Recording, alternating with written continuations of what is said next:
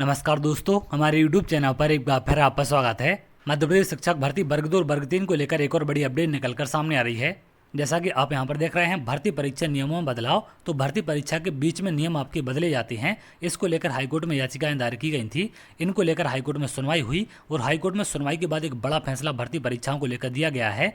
अगर आप आगे देखें, प्राथमिक और माध्यमिक शिक्षक भर्ती की नियुक्तियां याचिका के अधीन। तो हाईकोर्ट में जो सुनवाई आपकी चल रही है उसकी याचिका के अधीन आपकी नियुक्तियां कर दी गई हैं।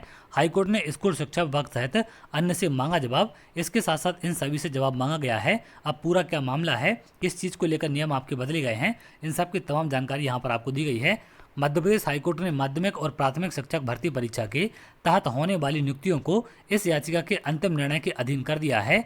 इस अंतरिम आदेश के साथ जस्टिस डीबी बंसल की एकल पीठ ने स्कूल शिक्षा विभाग के सचिव, आयुक्त लोक शिक्षण, आयुक्त आदिवासी विभाग और कर्मचारी चयन आयोग के संचालक को नोटिस जारी कर जवाब पेश करने के निर्देश दिए हैं। तो इन सब से जवाब यहां पर मांगा गया है और इनको नोटिस जारी कर दिया गया।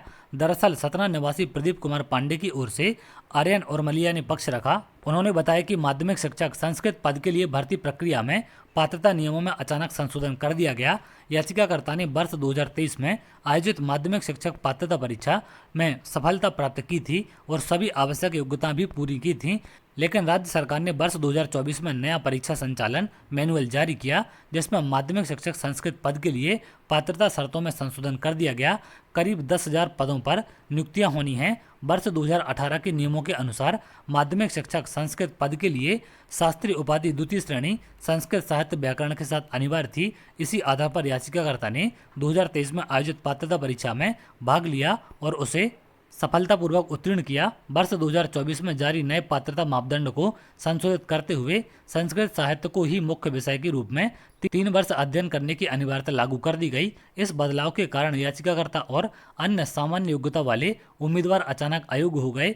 दलील दी गई कि पात्रता में अचानक बदलाव करना न केवल अनुचित है बल्कि संविधान के अनुच्छेद 14 का भी स्पष्ट उल्लंघन है। उन्होंने यह भी तर्क दिया कि भर्ती प्रक्रिया के बीच में पात्रता मापदंड में बदलाव करना उम्मीदवारों के अधिकारों का हनन है और यह प्रक्रिया की पारदर्शिता के खिलाफ है। इसके बाद न्यायालय ने उक्त निर्देश दिए। तो यहाँ पर यह बदलाव इस परीक्षा में किया गया है। संस्कृत विषय के लिए जो पहली योग्यता रखी गई थी उसमें अचानक से बदलाव कर दिया गया, जिसके चलते बड़ी संख्या में अभ्यर्थी अयोग्य घोषित हो गए थे और उनकी तरफ से हाईकोर्ट में याचिका दायर की गई।